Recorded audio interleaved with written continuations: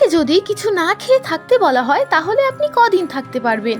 2 দিন, 4 দিন, খুব বেশি হলে 1 সপ্তাহ।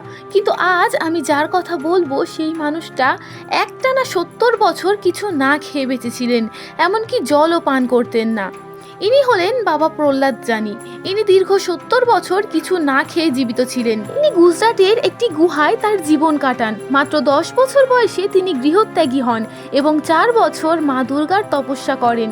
কিছু বছর পর তিনি মনস্থির করেন তিনি কিছু না খেয়ে এবং কিছু পান না করে তপস্যা করবেন এবং পরবর্তী 70 বছর তিনি কিছু না খেয়েছিলেন।